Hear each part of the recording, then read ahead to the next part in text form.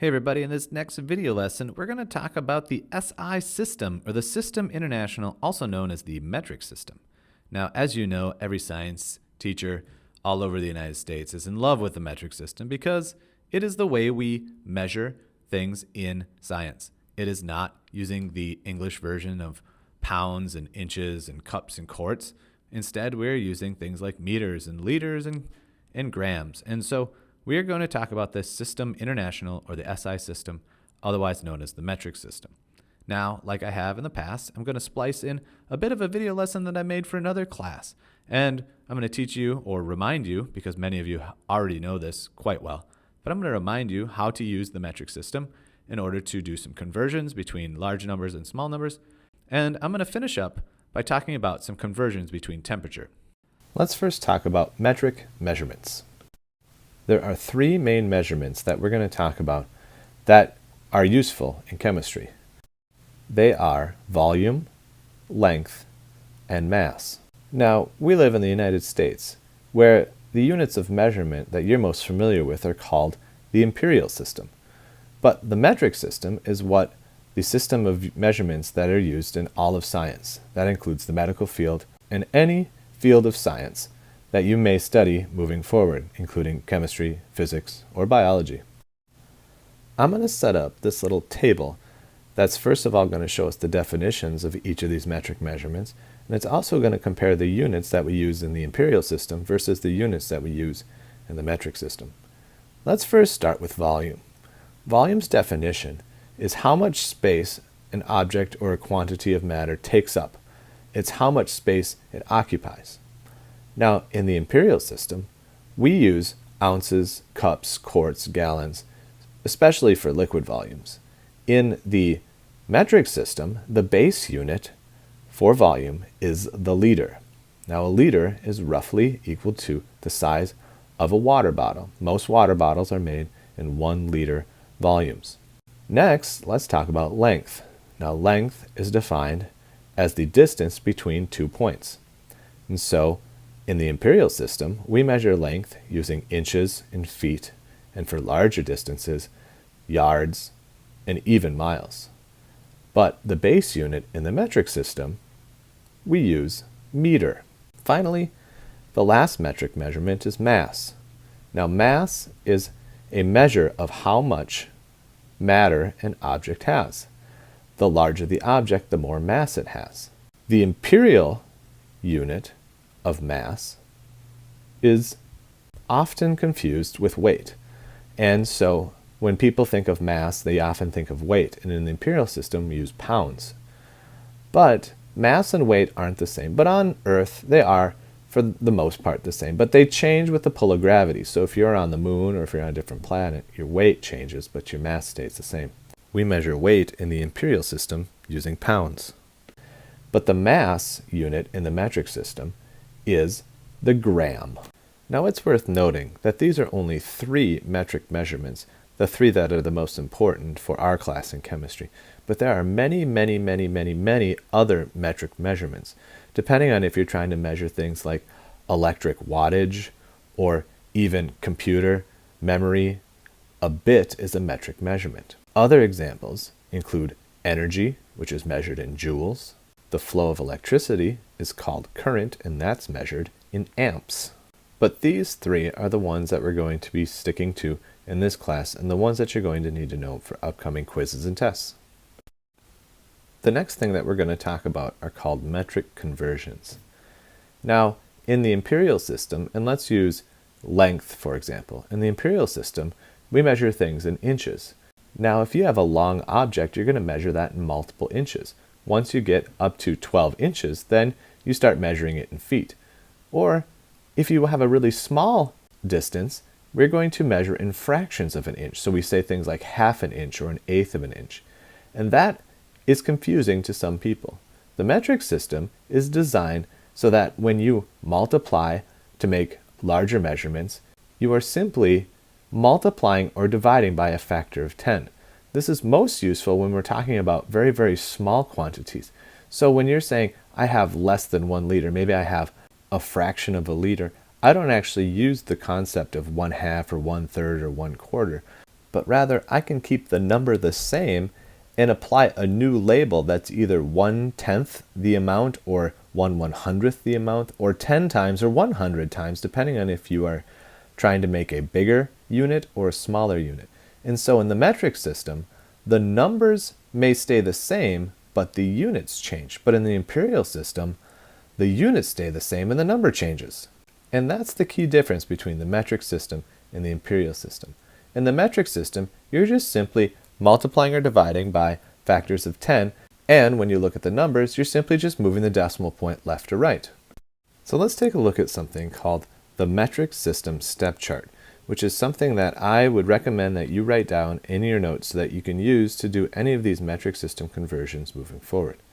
Now, if you didn't have this written down, you could remember the metric system step chart by the following mnemonic device: King, Henry, died, by, drinking, chocolate, milk. Now the first letter of each one of these words in this mnemonic represents the prefix of kilo, hecta, deca, base unit, deci, centi, and milli. The purpose of this metric system step chart is to allow us to easily convert between metric units.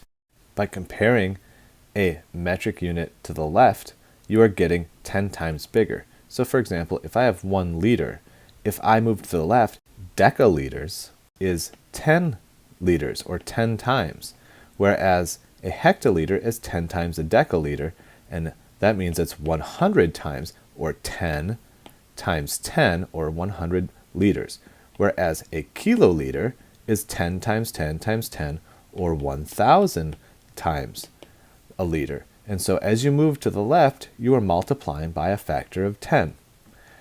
On the opposite, if you are going to the right, you're dividing by a factor of 10.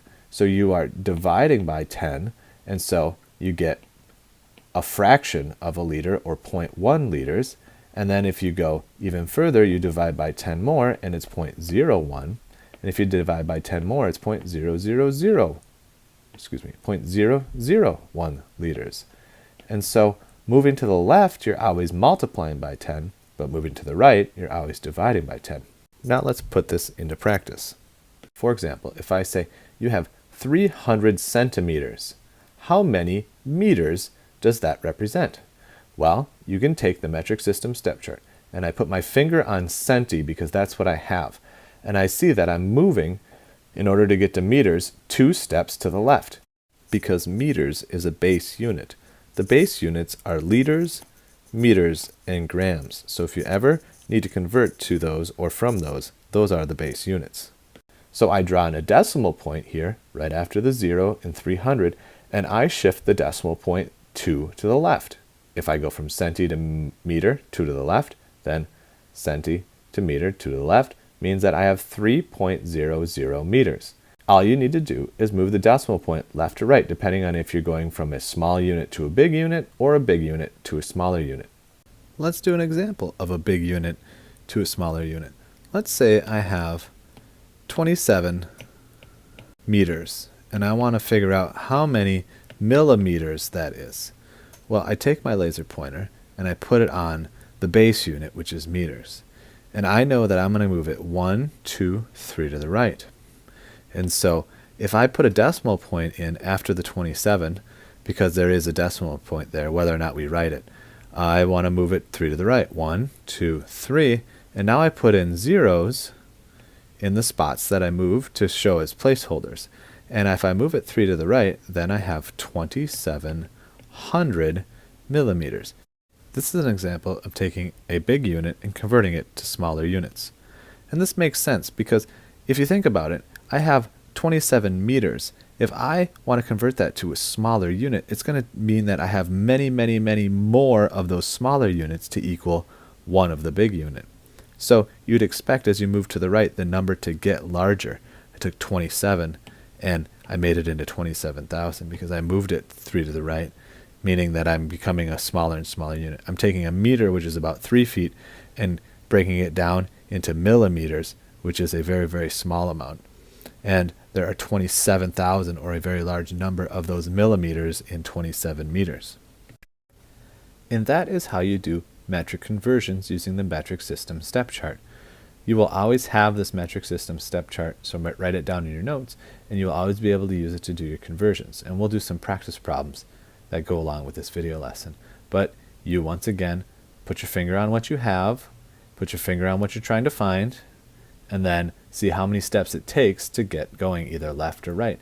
And you move the decimal left or right, adding zeros if you need to in order to represent placeholders. When it comes to temperature scales, in chemistry, we use Celsius and we use Kelvin, both of which are considered metric units, but we definitely don't use Fahrenheit. Now, what is Celsius? Well, Celsius is the measure of temperature where 0 is the temperature at which water freezes and 100 is the temperature at which the water boils, and those degrees between can then be extrapolated in the negative all the way down to negative 273. Well, what is negative 273? What's the significance of that number? Well, it really has no significance unless you compare it to what is known as the Kelvin scale. Because in the Kelvin scale starts at 0. That is like the absolute coldest temperature possible. In other words, it's considered absolute 0. It's the temperature at which all matter stops moving. What the advantage of the Kelvin scale is that there are no negative numbers. 0 is the absolute 0. So there is no negative numbers. And when it comes to negative numbers, when you're doing calculations, negative numbers can be a real bear to work with. You can't do square roots with negative numbers. You also have a hard time doing other math, multiplication, division using negative numbers. And so in science and in chemistry, we use the Celsius scale, but it's not ideal, and we often do our math with the Kelvin scale. It's also important to note that a step in the degrees Celsius scale is a step in the Kelvin scale as well. 100 degrees Celsius is equivalent to 100 Kelvin. In other words, 1 degree Celsius is 1 Kelvin. So the way that they count up or count down is equivalent. It's just the point at which they start is different. Now, in order to convert from Kelvin to Celsius, it's quite easy. You take the temperature in degrees Celsius and you just add 273 and you have your temperature in Kelvin. Kelvins are always a bigger number than degrees Celsius. Think of Kelvin as the big brother to Celsius being the little brother. Kelvin is always bigger than Celsius. I ask you this question: why are there no degrees of Kelvin? A degree implies that there's a reference point. We are how far away from 0, essentially. And temperatures like Celsius have a 0, but the 0 is not the absolute minimum. In other words, 100 degrees is 100 steps from 0.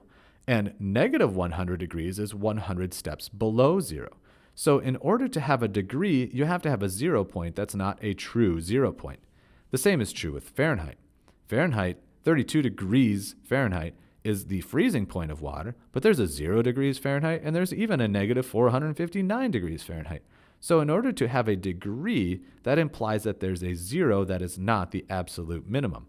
Whereas Kelvin, 0 is the absolute minimum, so there are no degrees from 0. It's just adding to Kelvin. So if you are 100 above 0 Kelvin, well, then you are 100. Now, we could say degrees, but we don't because there are no negative numbers in Kelvin, so we don't use degrees in this case. So please do not put a degree symbol with Kelvin because you may get it wrong if you put it on a quiz or test. Now, how do you convert 298 Kelvin to Celsius? Well, it's simply just the opposite. If you have 298 Kelvin, subtract 273 from the Kelvin in order to get the degrees. In this case, you get 25 degrees Celsius. Now, sometimes in publications, you might see that the conversion is actually 273.15. That is true. But because we just don't really care, and that's a very small amount of difference between 273 and 273.15, we're just simply going to round this number off to 273 whenever we're adding to degrees Celsius or subtracting in order to do our temperature conversions. Now, one of our learning objectives for this chapter is to get you a better understanding of the concept of the SI system. Because we grew up in the American system or the English system, if I tell you we're going to go for a 10-mile run, you know that that's a really long way. That's going to take probably a couple of hours, or in some cases, many of you won't be able to do it. But if I tell you that we're going to take a 10-meter walk, well, you're like, really? 10 meters? That seems like a really long way. Meters, they're probably close to miles, whatever. But 10-meter walk is like literally 10 steps across the room. And so if I give you a SI unit, I'd expect you to be able to convert that kind of in your head and give you a conceptual understanding of what we know in America and how that applies to the metric system. So when I tell you, oh, I want you to go pick up that 50 kilogram block over there, and you're like, oh, easy, I can pick up 50 pounds. You're like, wait a minute, it's 2.2 pounds per kilogram. You're telling me you need me to pick up over 120 pounds of weight, and then you all of a sudden throw out your back, or I don't know, whatever. But you know what I'm saying. When you think of a gram or a kilometer or a milliliter or what it means to be in Celsius, we need you to be able to understand what that means in our everyday world. Let's say, for example, you're going to someday grow up and get a job where you're working with international business people. And maybe you're making some small talk with them and you're on a Zoom call and you're like, oh, how's it going over there down in Australia? What's the temperature out like today? And they're like, oh, yeah, it's pretty nice day out today. It's like 30 out. And you're like, 30? That's below freezing, people. And they're like, no, not Fahrenheit, stupid American. We're talking about Celsius. 30 is approximately 95 degrees Fahrenheit. So we often ask yourself, can you picture it? Can you imagine what it's like in your mind? Or can you make the conversion quickly from English to metric? One of our goals of this unit is to give you that picture in your head so that these common units that we use in chemistry are more useful or applicable to everyday situations. In other words, we're hoping that after this class, you become a better global citizen. Well, that takes care of this video lesson. Thanks for watching.